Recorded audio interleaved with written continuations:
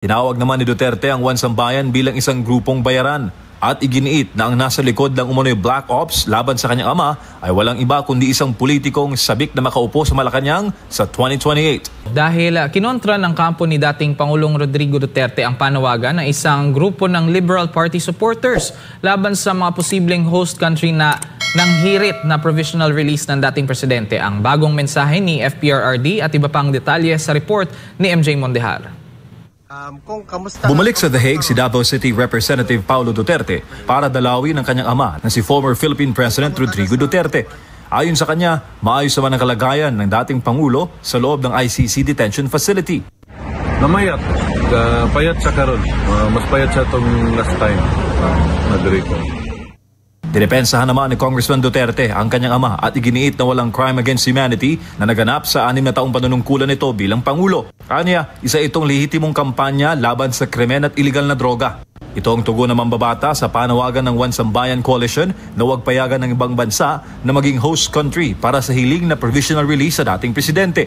Giit ng Wansambayan na binubuo ng mga taga-suporta ng Liberal Party at mga kaliwa, hindi raw makatarungan para sa international community na tanggapin ang isang akusadong may kaso ng crime against humanity. Pero ayon kay Congressman Pulong, hindi may kakaila na maraming bansa ang humanga sa determinasyon at tapang ng kanyang ama sa paglaban sa krimen at iligal na droga. Kaya naman niya, hindi rin siya nabigla na maraming bansa ang nagpapakita ng interes na maging host country para sa hinihiling na interim release ni FPRRD. Tinawag naman ni Duterte ang Wansambayan bilang isang grupong bayaran at iginiit na ang nasa likod ng umano'y black ops laban sa kanyang ama ay walang iba kundi isang politikong sabik na makaupo sa Malacanang sa 2028. Iginiit ng panganay na Duterte na matanda na at hirap na sa kalagayan ng kanilang ama at ang tanging hangarin na lamang nito ay makabalik sa sariling bayan at makasama ang pamilya. Anya, wala na itong kapasidad na maging banta sa kasalukuyang administrasyon na siyang mismong nagtakwil sa kanya. Karon ang iyang mensaheng alagaan daw ang Pilipinas, alagaan ang Pilipino, kay kami, siya, kami mga politiko, muagi rami aning kalibutan na importante nga Pilipinas matarong during my time. Your additional thoughts on that, Attorney? Well, alam po niya yung mga kumukontra ngayon. Mga talagang anti-Duterte, gaya ng sa kabugati niya. Yung siya ay ICC accredited lawyer. Naku, wala pa, noong panahon ng Presidente si Duterte, wala nang sinabi na maganda. Ipakontra yun. Ngayon, pagdating naman dun sa crimes against humanity, alam mo, ever since sinasabi natin na yung war on drugs can never be a crime against humanity because it is a government program that it was intended to dismantle, destroy an illegal drug traffic that not only destroys a society but the young generation na dumarating. Kaya talagang kailangan mong sirain illegal na droga sa Pilipinas. Hindi papasok yun na war against humanity. Ayan. Dako naman po tayo balik tayo sa issue ni VP Sara dahil kung malalaman niyo po, Attorney Sal, direktang sinagot ni VP Sara Duterte yung mga ulat ng online attacks laban sa kanya. Kabilang na doon yung umano'y paggamit ng AI platforms kung saan sangkot ang isang PR firm. Sugit ng pangalawang Pangulo, ito ay sadyang panghaharas sa mga bayarang kumpanya para pigilan siya sa kanyang posibleng pagtakbo sa 2028 presidential elections. Alamin natin yan sa report ni Jean Domingo. Nagbigay ng pahayag si Vice President Sara Duterte hinggil sa mga ulat na nag-uugnay sa isang PR firm na umano'y konektado sa mga anti-Duterte post online na binuo gamit ang OpenAI. Iginit niya na bahagi ito ng isang mas malawak at politikal na layunin. Actually, hindi lang yung kay Tanco, ang kumpanya na nagpapatakbo ng programs na anti-Sara Duterte online, anti-Duterte online, meron pang mga ibang kumpanya na alam namin na ganun yung ginagawa nila at alam din namin na bayad sila. Kaya ako nagsasabi lagi, no, na yung ginagawa sa akin ay threats, harassments, and intended to disqualify me from the 2028 presidential elections. Nakakalungkot daw ani ni VP Sara dahil ang mga tao na nagbigay lamang ng kanilang opinyon gamit ang kanilang lehitimong social media accounts ay agad na pinaimbestigahan ng Kamara, lalo na't kung sila ay pabor sa mga Duterte. Subalit sa mga kumpanya na ang negosyo ay manira ng isang tao ay hindi man lang ipinatatawag. Para sa pangalawang Pangulo, panghaharas lamang ito ng administrasyon sa mga kalaban nito sa politika. Hindi na yan ang galing sa amin, sir, ha? Hindi na kami nagsasalita kung anong mga panggigipit ang ginagawa sa amin. Tumatahimik na lang kami. Yung mga kaalyado namin, tumatahimik na lang.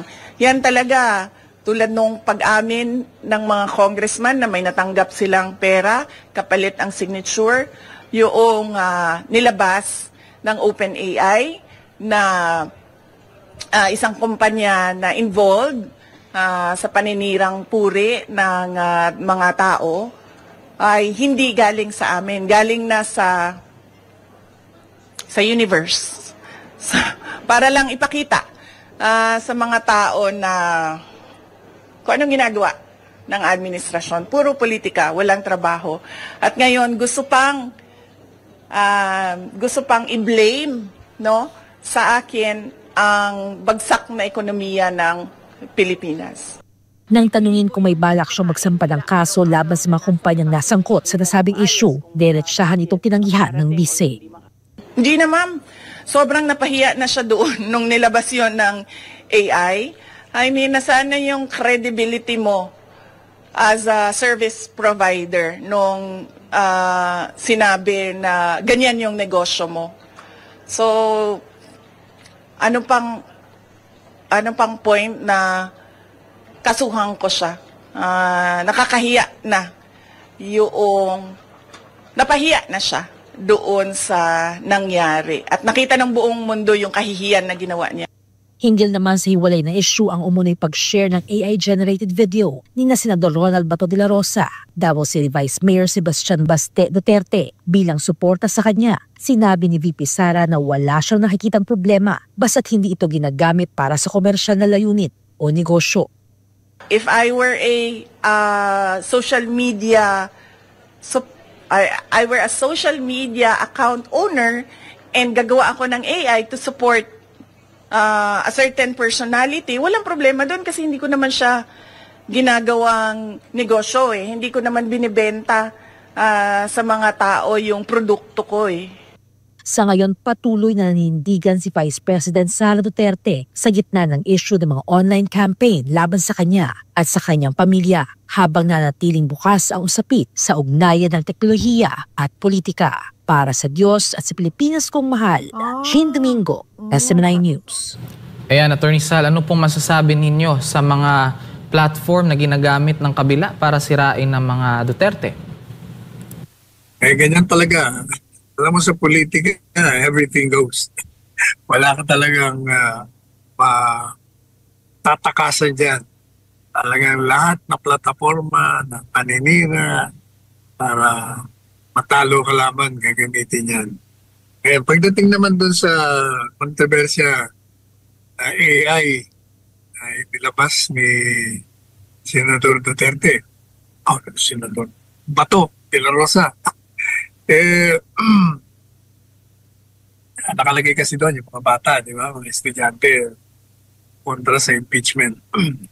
Yun naman, ang tingin ko doon,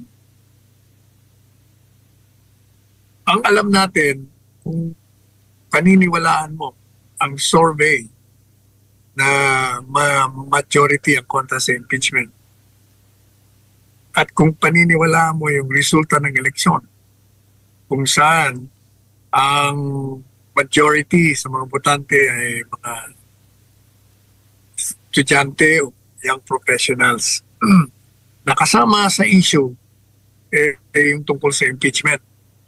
Na sa pamamagitan ng kanilang mga boto, pinakita nila na kontra sila sa impeachment, kontra sila sa ginagawa ng gobyerno sa mga Duterte at inihulog nila ang mga kandidato plantara na kumukontra, naninira, umuusig, nagpe-persecute sa kanila.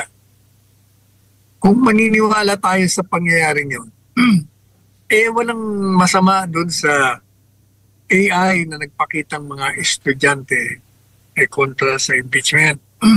Sapagkat yun ay nagsasalamin lamang ng katotohanan sa baba. Ang masama kung yung AI mo nagpapakita ng hindi masusuportahan sa kalakarang nangyayari sa bansa. Pero alam naman natin na maraming mga estudyante ang ayaw sa impeachment. Maraming mga estudyante ang hindi bumoto sa alyansa. Kaya nga natalo ang alyansa, di ba? Ilan na nga nakapasok sa kanila. O kaya wala akong nakikita ron. Siguro kung ang AI mo, pinakita mo ron na ang mga estudyante ay suportado si Presidente Marcos Jr., yun ang mali. Kasi hindi totoo yun. Nakikita yun sa resulta ng halalan. Yan, hindi yan sumasalamin sa totoong boses ng mamamayan.